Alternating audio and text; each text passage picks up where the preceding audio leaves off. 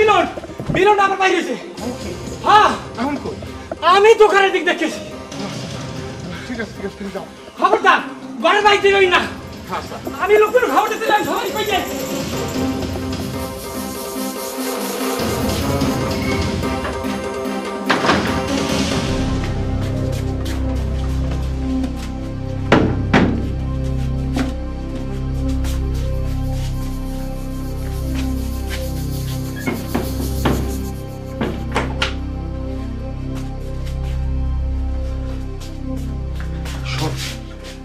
আগামী 1 ঘন্টার মধ্যে দরজা খুলবি না, আর আজ বাড়ি থেকে এক পাও বেরোবি না।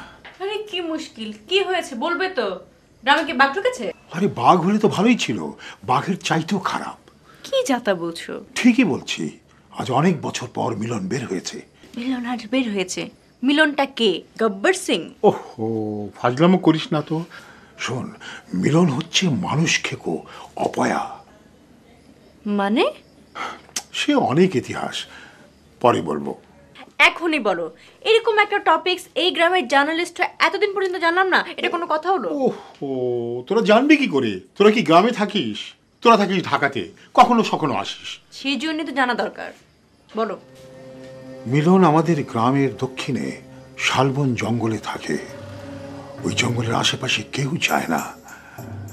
ওর ছায়া দেখলে পরে মানুষ দৌড়ে পালিয়ে যায়। ও একা একটা ঘরে থাকে। আমিও ওকে দেখলে পালিয়ে যাই। একবার আমাদের গ্রামের মাঝি পাড়ার 10-12 বছরের ছেলে হঠাৎ মিলনের সামনে পড়ে গেল। ছেলেটি পরের দিন পানিতে ডুবে মারা গেল। একটা গর্ভবতী মহিলাকে দ্রুত নিয়ে যাওয়া হচ্ছিল হাসপাতালে, সামনে মিলন পড়ে গেল। গর্ভবতী মহিলাকে আর বাঁচানো গেল না। আমাদের গ্রামের একটা মেয়ে তার পরযাত্রী আসছিল, সামনে পড়ে গেল মিলন। পরে জানা গেল 1 বছর বেশি আর ওই বিয়ে টেকেনি। এরকম অসংখ্য অসংখ্য ঘটনা কেউ না কেউ কোনোভাবে মিলনের সামনে পড়েছে। বুঝতে পেরেছিস? বুঝেছি, কিন্তু আরো জানা দরকার, আরো বোঝা দরকার। হয়েছে হয়েছে, তোকে আর বুঝতে টুঝতে কিচ্ছু হবে না। তুই তোর অ্যাসাইনমেন্ট ক্লিয়ার করে তুই তাড়াতাড়ি ঢাকায় ফিরে যা। আর শোন, আজকে খবরদার ঘর থেকে বেরোস না, তুই থাক, ঘরে থাক।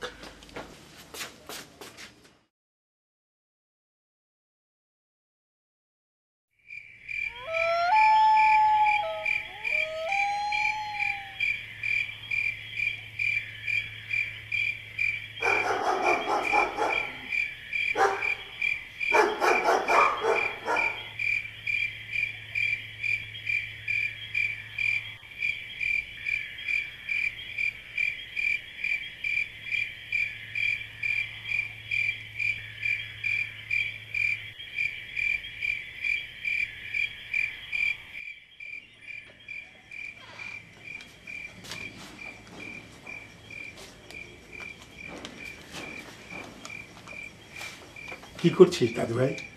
দেখো না দাদু, সকালবেলা চার্জ করে আনলে, এখন আবার চার্জ চলে গেছে। আরে ঠিক আছে, আমি কালকে আবার তোর ফোনে চার্জ করিয়ে নিয়ে আসবো। কিরে, আজকে বাইরে যাসনি? না। Thank you. আমি তোমার কথা রেখেছি, কিন্তু কাল থেকে আমি বের হব। আশা করি আমার কোনো কাজে তুমি ব্যাঘাত ঘটাবে না। আচ্ছা, আমি কখনো তোর কোনো কাজে ব্যাঘাত সৃষ্টি করেছি? আমি ছাড়া তোর আর কে আছে বল? আছে। আছে? কে সেই নরপাষণ্ড? কলম আর আমার ক্যামেরা। হয়েছে, চল, অনেক ক্ষুধা লেগেছে, চল যাই, খাই।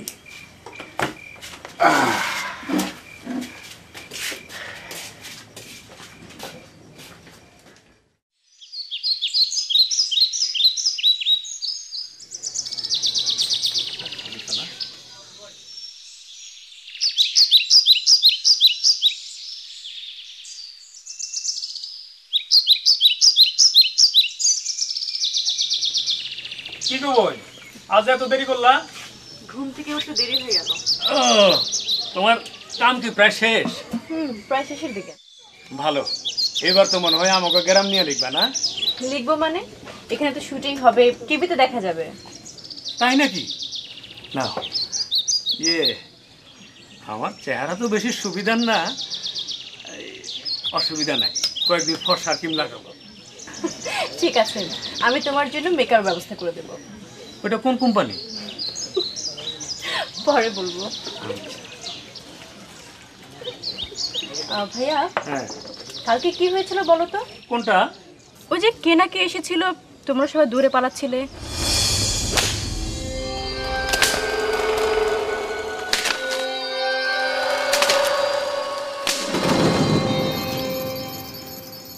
শুধু পলাইতেছিলাম না, জান লইয়া পলাইতেছিলাম।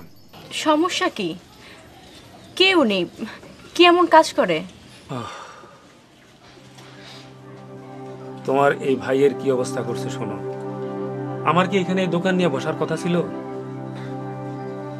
কিছু টাকা জমাইছিলাম, গরু কিনে একটা ছোট্ট খামার করো। টাকা নিয়ে যাইতেছিলাম গরু কিনতে, হঠাৎ করে পথে মিলনের সাথে দেখা। তখন মিলন একটু একটু বাইর হইতো, ব্যাস। আর কি, 5টা গরু আনতে না আনতে 7 দিনের মধ্যে মরে গেল, আর আমি পথে বসে গেলাম। এখন এই দোকান লইয়া কোনো রকম খাইয়া পড়ে বাইসে আছি। এতে মিলনের কি দোষ?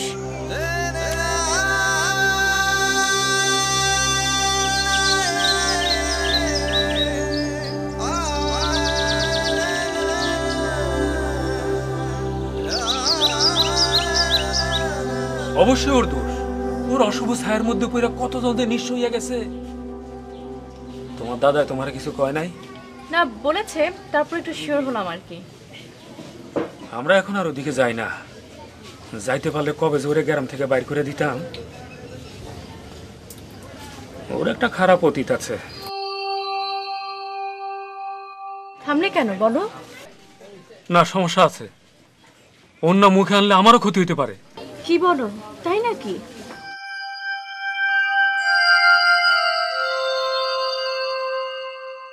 তুমি কি চিন্তা করো? না, কিছু না। ভাইয়া, কাপটা ধরেন।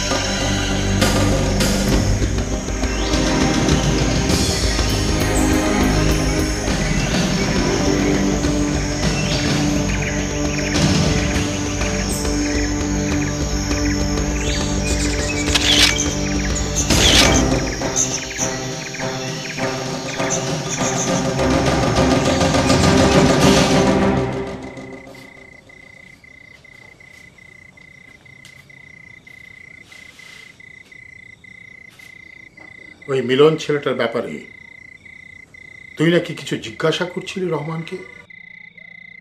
হ্যাঁ দাদু, কেন কোনো সমস্যা? ওকে নিয়ে তোর কোনো কিউরিসিটি থাকার দরকার নেই। ওকে নিয়ে তুই কাউকে কিছু জিজ্ঞাসা করবি না।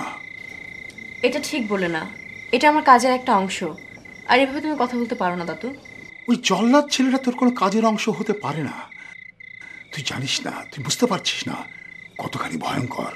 কাউকে বুঝতে যতটুকু বড় হওয়া দরকার সেই বড় আমি হয়েছে দাদু। আমাকে আমার কাজ করতে দাও। শুধু ওই ছেলেটা বাদ দিয়ে।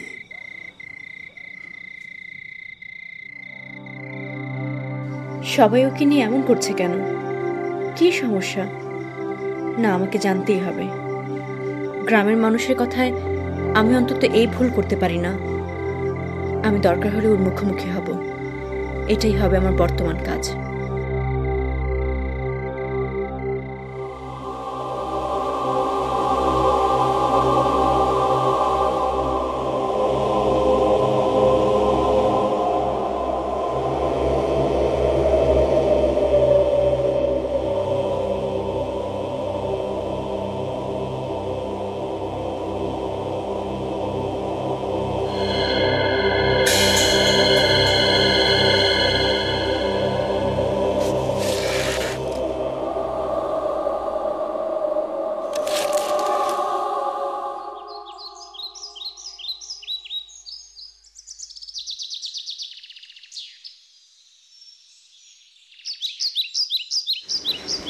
দাদু, দাদু, আমি আমার একটা কানের দুল খুঁজে পাচ্ছি না, ঠিক এরকম। তুমি কোথাও দেখেছো? না তো, কোথায় রেখেছিস? কোথায় রেখেছি খেয়াল নেই। কাল কি এই দুল পরেছিলি? হ্যাঁ। বলেছিলাম না? এখন বুঝতে পারছিস? কি বুঝবো? আরে এগুলো সমস্ত হচ্ছে মিলনের খেলা। এটা কোনো কথা হলো? হ্যাঁ, এটাই কথা। সাবধানে থাকিস। ধ্যাৎ, আমি গেলাম।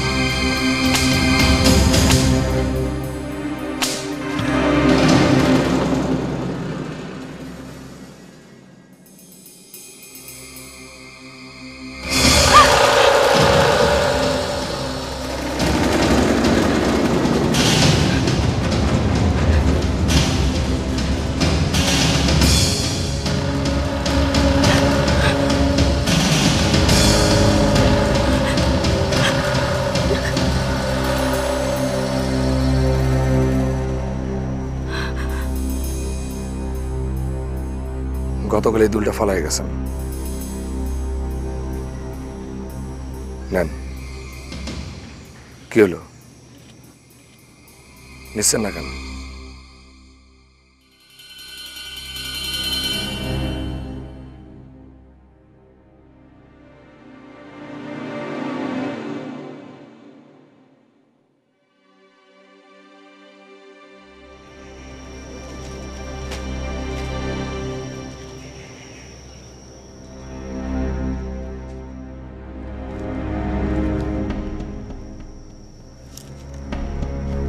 অবাক হয়ে তাকায় থাকার কিছু নাই। গতকাল চলে যাওয়ার সময় দুলটা পড়ে গেছিল।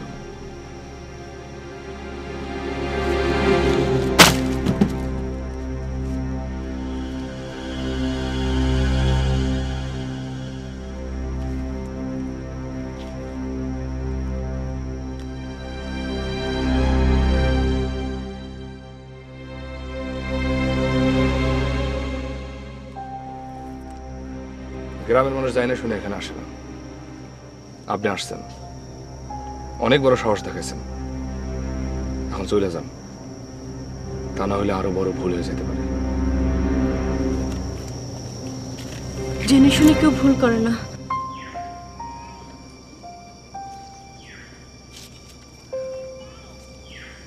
জেনে শুনে মানুষ বিপদে পড়ে, আর ভুল আমরা না জানি না করি।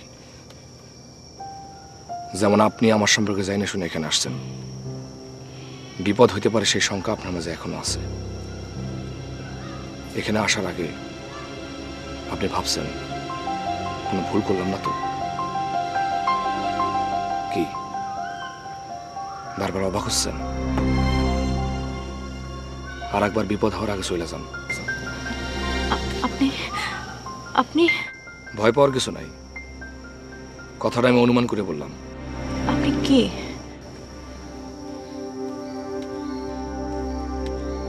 আপনার ক্যামেরার ছবি।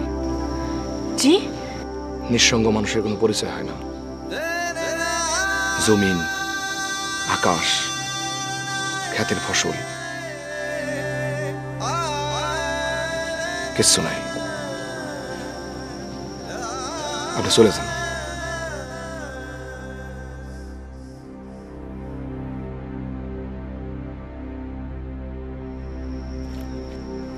আমি এখন চলে যাচ্ছি, কিন্তু আমি আবার আসব। মানুষটা সম্পর্কে আমার আরো জানতে হবে। মানুষটার মাঝে কিছু একটা আছে, কথাগুলো ছুরির মতো ধারালো। আমি আবার যাব।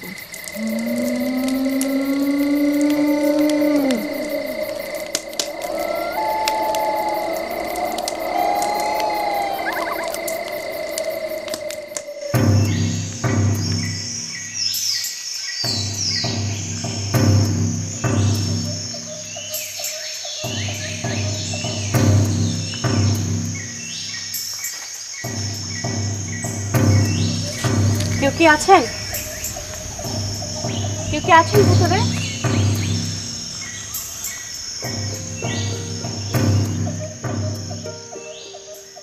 আমারে ডাকবেন না। কেন? মানুষ না তাই। ভয় দেখাচ্ছেন না আসার জন্য? না, তাহলে আপনি নিজেই আশা বন্ধ করে দেবেন। আপনি আমাকে ভুল বুঝছেন। আমি আপনার মাঝে কি যেন একটা দেখতে পাচ্ছি। ক্ষমাহীন অক্ষমতার পাহাড়, পাহাড় ভাইয়া ভাইয়া বসছে লাভা। আপনি এত জানেন কি করে? জানি না। আমি জানবো। আপনার মধ্যে ভেতরের মানুষটাকে আমি বের করে আনবো। আমাকে একটু সাহায্য করুন প্লিজ। কেন? হয়তো আমাদের দুজনের কোথাও মিল আছে। দাঁড়ায় আপনি কতক্ষণ কথা বলতে পারবেন? তাহলে কোথাও বসি। প্রথমেই অমিল, দিনের পর দিন দাঁড়ায় থাকছি, নিজের সাথে কথা বলছি।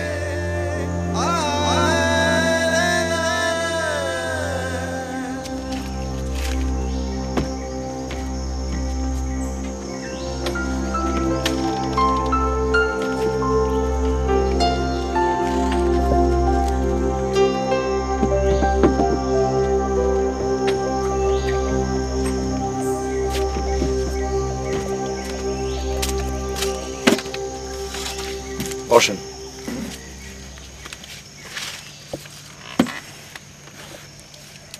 কি বলবেন বলেন। আপনি একা থাকেন? না, কে থাকে? আপনার উদ্দেশ্য না বুঝে এই প্রশ্নের উত্তর দেব না। আমি এখানে কোনো উদ্দেশ্য নিয়ে আসিনি। আর আপনার সম্পর্কে যা শুনেছি, কেউ কখনো এখানে উদ্দেশ্য নিয়ে আসতে পারে না। আমার কাজ করছে এক ধরনের উৎসাহ।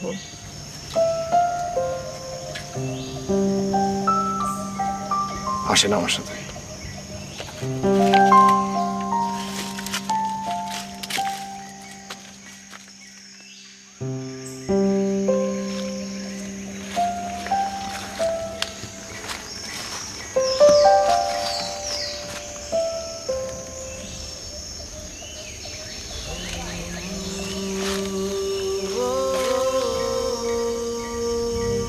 এই হইল আমার বন্ধু।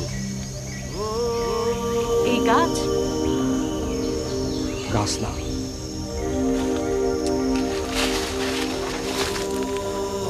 বলেন বন্ধু। আরো আছে পাখির কিচির মিচির শব্দ, কান পাইতে শোনেন। আরো আছে ফুল, ফুলের গন্ধ, বৃষ্টি, বৃষ্টির শব্দ। আমার যখন মন খারাপ হয় তখন আমি এগুলোকে কথা কই, এরা সবাই আমার কথা বোঝে,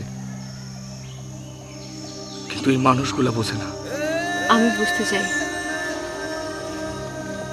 বোঝার জন্যই তো এখানে আসছেন। চেষ্টা করছি। খুব অদ্ভুত লাগছে, মনে হচ্ছে আমি স্বপ্নে আছি। ছোটবেলায় এরকম অদ্ভুত টাইপের গল্প শুনতাম, আজব লোকের কাহিনী। আমরা প্রত্যেকেই এক একটা গল্প, আর সেই গল্পের চরিত্র।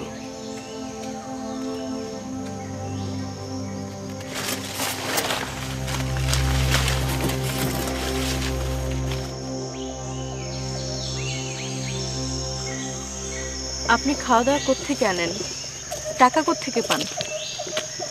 প্রথমত কম খাই, খাওয়ার অনেক দূর থেকে নিয়ে আসি। পরের উত্তরটা দেব না। কেন? যদি প্রয়োজন হয় তাহলে দেব। ঠিক আছে।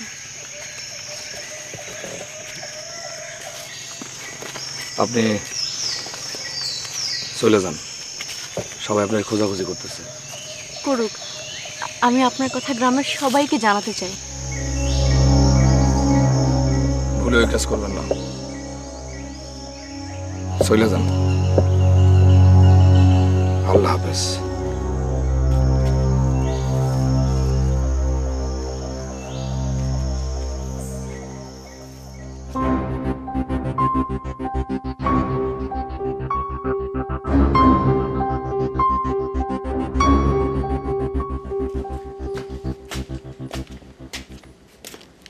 কিরে, এতক্ষণ কোথায় ছিলি? এদিকেই তো ছিলাম। কেন? সেই কখন বাসা থেকে বের হয়েছিস? দেখো দাদু, আমাকে নিয়ে এত চিন্তা করো না। তুমি জানো না আমি কতটা শক্ত মেয়ে। কেই, এটা কোনো কথা হলো? তোর অনেক সাহস বেড়েছে না রে? অনেক বেড়েছে, যা তুমি চিন্তাও করতে পারবে না। কি? কিছু না, চলো, আমার অনেক ক্ষুধা লেগেছে। ওহো, তুই তো আমাকে অনেক বিপদে ফেলবি রে। ঠিক, ও বলে জেনে শুনে মানুষ বিপদে পড়ে, আর না জেনে আমরা ভুল করি। এই, কে বলে? কে বলে? কেউ না তো। চলো চলো তো।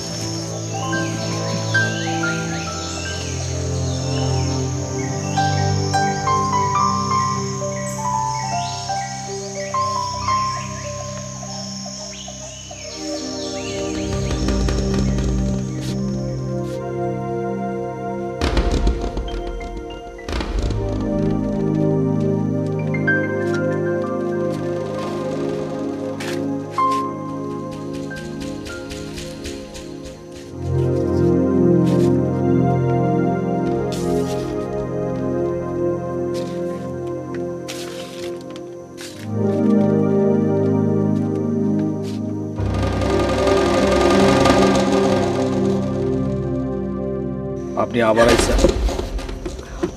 কেন, কোনো সমস্যা?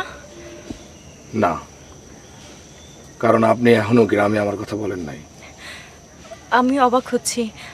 আমার মনে হচ্ছে গ্রামের সবাইকে আপনার কথা বিশ্বাস করাতে পারবো কিনা, আবার মনে হচ্ছে আলোড়ন সৃষ্টি করাতে পারবো। আপনি সব পারবেন, যদি আপনি পাশে থাকেন। কোনো লাভ হইব না। সেটা আমি বুঝবো। আপনার কি ইচ্ছে করে না আমার সম্পর্কে জানতে? না। কেন? কোনো উৎসাহ পাই না যে। ইটস অসম, অ্যাবসলিউটলি অসম। কি বললেন?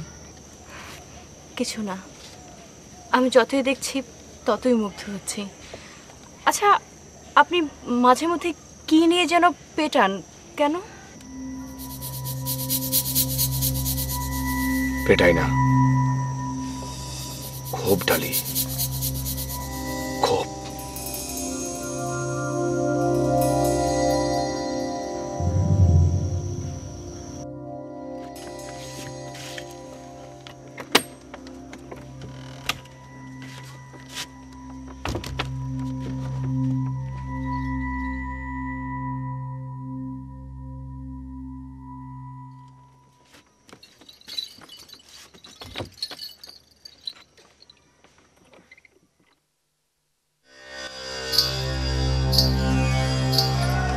আমার মায়ের খুব প্রিয় একটা জিনিস এই নুপুর। এটা পরে আমার মা প্রায় হারতেন। পারবেন?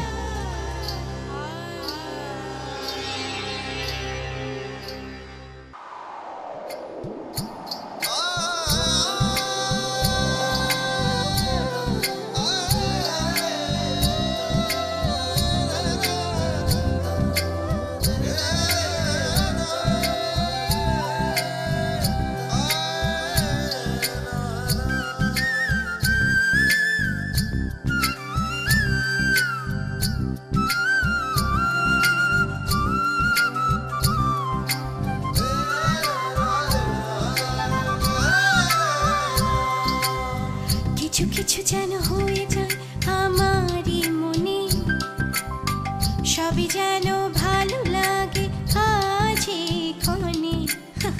কিছু কিছু যেন হয়ে যায় আমারই মনে, সবই যেন ভালো লাগে আজ এখানে।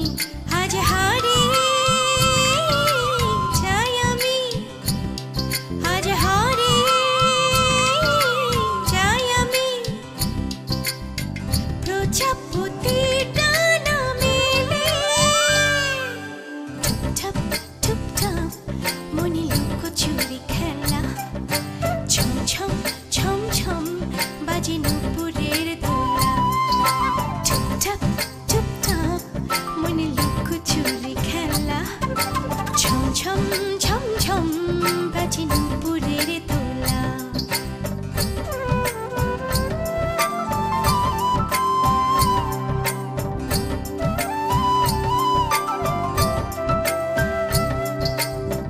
ফুলে বলে কাছে এসে নাও আমাকে, পাখি বলে আদর করে ডাকো আমাকে।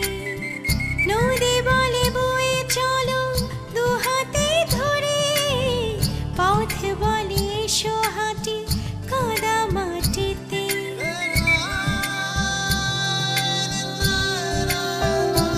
ও ফুল বলে কাছে এসে নাও আমাকে, পাখি বলে আদর করে ডাকো আমাকে। নদী বলে বয়ে চলো দু হাতে ধরে, পথ বলে এসো হাঁটি কাদা মাটিতে। রিমঝিম রিমঝিম সুরে পৃথিবী হাসে, টুপটাপ টুপটাপ মনে স্বপ্ন ভাসে। রিমঝিম রিমঝিম সুরে পৃথিবী হাসে, টুপটাপ টুপটাপ মনে স্বপ্ন ভাসে। কিছু কিছু যেন হয়ে যায় আমারই মনে।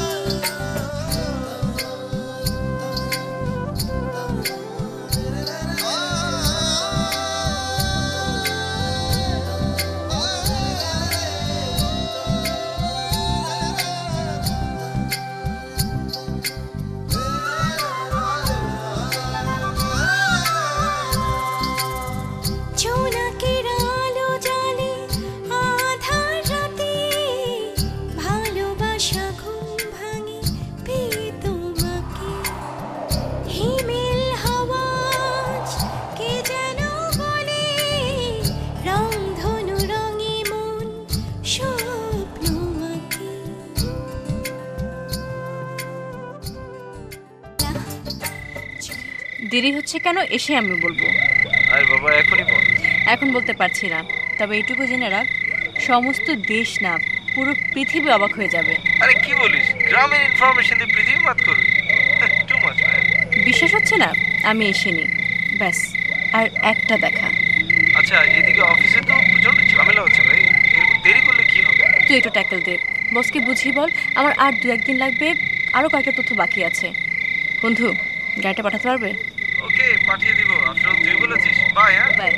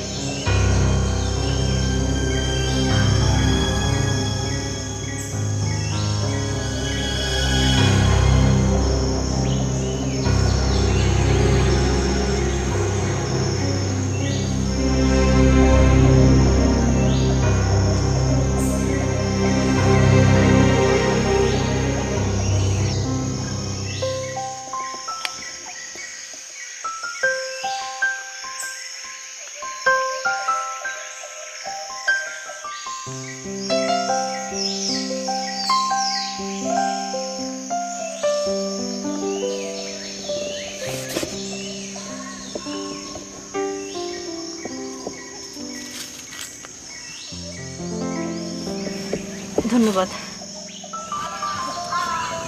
হাসলেন যে? জীবনে প্রথম ধন্যবাদ পেলাম তো, সেজন্য।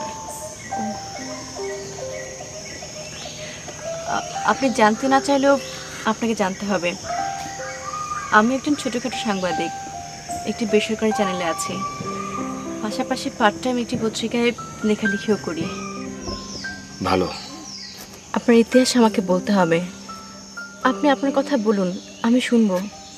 ইতিহাস বলে কোনো লাভ নাই, ইতিহাস শুধুমাত্র অতীত, আর বিষয়হীন মানুষের জানার কোনো বিষয় থাকতে পারে না। প্লিজ এভাবে বলবেন না, একজন মানুষ হয়ে অন্য মানুষের অসহায়ত্বের খবর আমি জানাতে চাই, আমাকে সাহায্য করুন, কারণ আমি জানি এই গ্রামের মানুষগুলো সবাই ভুল জানে, সবাই অন্যায় করছে আপনার সাথে, আপনাকে একা করে ফেলে রেখেছে এই জঙ্গলে। আমার মা প্রায় কি বলতেন জানেন, মানুষের জীবনে 3টা জিনিস খুব দরকার: সুস্বাস্থ্য, সুপত্নী আর সুবন্ধু। মিথ্যে বলেননি, কিন্তু কথাটা কেন বললেন? জীবনে এই প্রথম কারো বন্ধু বলে মনে হলো, তাই। আমি তো আপনার বন্ধু নয়, সুবন্ধু। আপনি আমাকে সব কথা বলুন প্লিজ। আমার মা ছাড়া জীবনে এই প্রথম অনেক সময় ধরে কোনো নারীর সঙ্গে আমি কথা বললাম।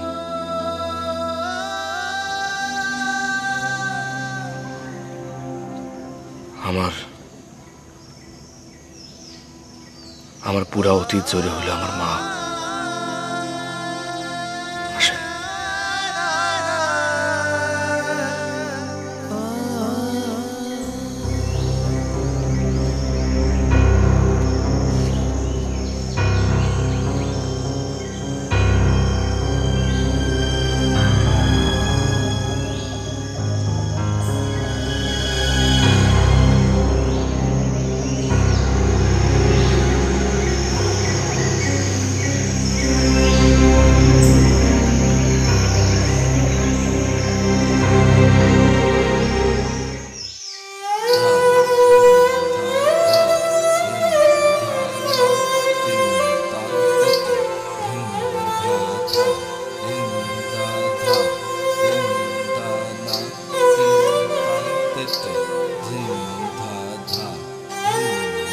এই সব কিছু আপনার? আমার আমার মায়ে। বসেন। আমাকে প্লিজ বলুন, আমি তো বিশ্বাসই করতে পারছি না।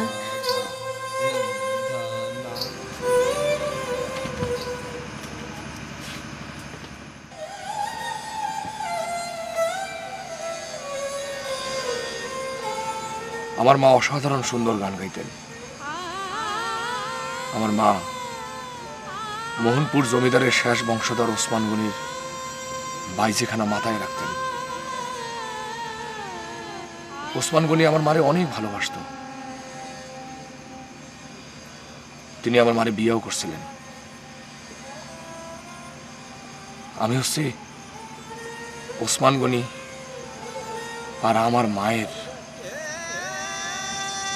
মিলন। মায়ের কাছে আমি বৈধ, আর ওই মানুষগুলোর কাছে আমি অবৈধ। থামলেন কেন, বলুন। ওসমান গনি তার সম্মানের কথা ভাইবা আমার মারে এই শালবনের জঙ্গলে একটা বাড়ি করে দেয়। শর্ত একটাই ছিল, লোকালয়ে যাওয়া যাবে না। ওসমান গনির প্রথম স্ত্রী নিঃসন্তান ছিলেন, তিনি সব কিছু জানতেন। শুনছি আমার জন্মের পর তিনি নাকি এখানে আসতেন। আমার মারে উনি ঘৃণা করতেন না, হয়তো ভালোবাসতেন। এই যে এত সবকিছু জিনিসপত্র দেখতেছেন না, সব ওনার দেয়া উপহার। আপনার কথাগুলো এত সুন্দর কেন? সেটা বলতে পারবো না, তবে আমার মা খুব সুশিক্ষিত ছিলেন।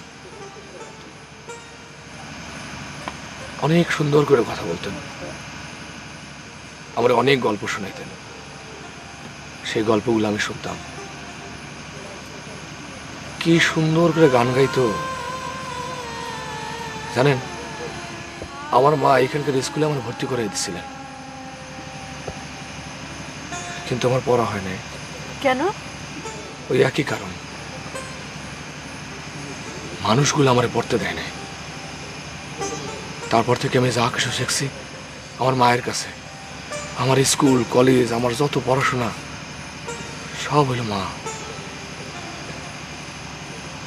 আমার কাছে খুব সুন্দর একটা জিনিস আছে, আপনি দেখবেন।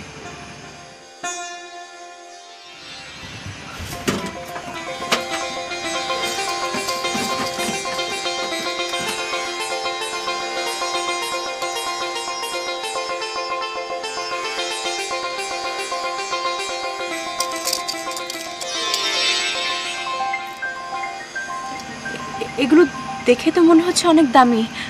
আপনি কোত্থেকে পেলেন? জমিদারের স্ত্রী আমার মারে দিছিলেন, কিন্তু এত দামি জিনিস দিয়ে আমি কি করব? মূল্যহীন মানুষের কাছে কম দামি আর বেশি দামি জিনিস কি? যাই হোক, এগুলো আমি চাই না। আমি চাইছি এগুলো বিক্রি করে এই গ্রামের কাজে লাগাইতে, উন্নয়ন করতে, বিশেষ করে একটা স্কুল দিতে, খুব ভালো স্কুল। সেখানে সত্যিকারের মানুষ গড়ার কথা বলবে, ছোট ছোট ছেলেমেয়েরা সত্যিকারের মানুষ হয়ে বাইর হবে। কিন্তু এই মানুষগুলা আমারে বারবার ফিরে দিছে। এখন এই কথা যদি আপনি এই গ্রামে বলতে যান, সবাই আপনার পাগল বলতে পারে, এমনকি এই গ্রাম ছাড়াও করে দিতে পারে। কি হইল, চুপ হয়ে গেলেন যে? না, এমনি বলেছিলাম না আপনার সাথে আমার মিল আছে। কেমন? আমার মা বাবা নেই, তখন আমি স্কুলে পড়ি, ক্লাস 8 হবে। মা আমাদের ছেড়ে অন্য একজনকে বিয়ে করে বিদেশ চলে যায়। তারপর বাবা প্রচন্ড কষ্টে আত্মহত্যা করে। আমি দাদার বাড়িতে বড় হয়েছি, বিশেষ করে দাদার কাছে। আমিও আপনার মতো একা। আমি সভ্যতার লেবাস লাগানো এই গ্রাম এবং শহরের মানুষগুলোর সাথে থাকি। পার্থক্য এখানে।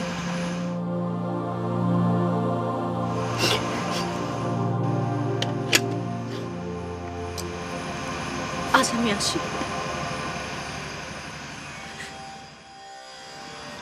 আমি আসি। আপনি ভালো থাকবেন।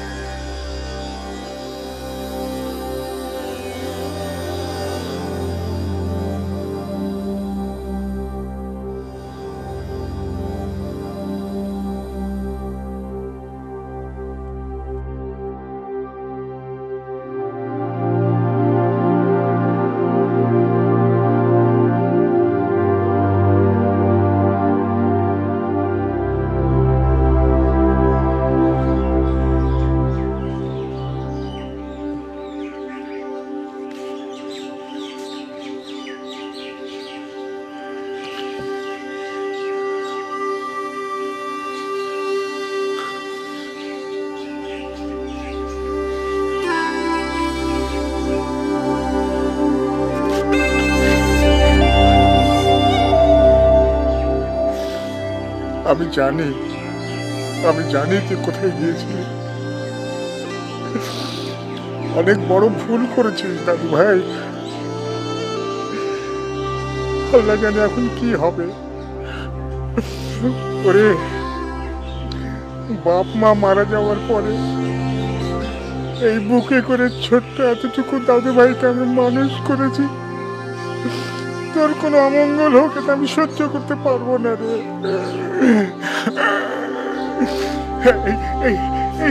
তুই তুই ঢাকা চলে যা, ঢাকা চলে যা, তুই ঢাকা চলে যা। কাউকে কাউকে কিচ্ছু বলিস না, কাউকে কিচ্ছু বলিস না, তাহলে সমস্যা সমস্যা আরো বাড়তে পারে। যা দাদু ভাই যা, ঢাকা চলে যা, দূরে চলে যা, দূরে চলে যা, কোনো অমঙ্গল যেন তোকে না ছোঁয়ে।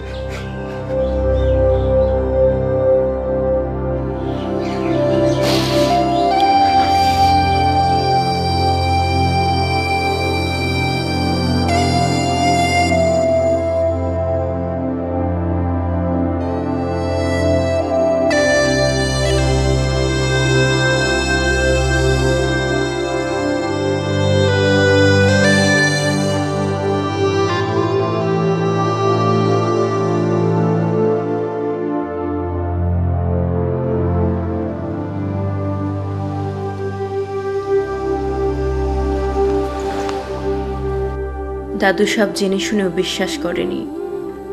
হয়তো মিলনের কথাই ঠিক হবে। সবাই আমাকে পাগল বলবে, অবজ্ঞা করবে। জানি না এই কথাগুলো আমি কোথায় বলবো বা লিখব। হয়তো লিখব না, আবার হয়তো অনেক বছর পর লিখব। সবকিছু নির্ভর করছে আমার অব্যক্ত মন কি করে, যা নাকি এই মুহূর্তে বর্ণহীন ভাষা হয়ে আছে। আমি চলে যাচ্ছি জীবনের সবচেয়ে মূল্যবান সময়কে পেছনে ফেলে, কারণ মানুষকে কাছ থেকে দেখা আর দূর থেকে দেখার পার্থক্য অনেক। ঠিক তেমনি মিলনকে নিয়ে দূর থেকে মানুষের ভাবনা খুবই ভীতিকর, অথচ কাছ থেকে এক অন্য মানুষ, রূপকথার গল্পের মতো। আলো আর অন্ধকার দুটো দুই মেরু। তবে এই মানুষটিকে দেখে জানলাম অন্ধকারের মাঝেও আলো থাকে। আমি এক ফোঁটা আলো না অন্ধকার নিয়ে ফিরে যাচ্ছি তা আমি জানি না। পৃথিবীতে দুই ধরনের আলো আছে, একটি আলোকিত করে, অন্যটি অন্ধকারকে দূর করে।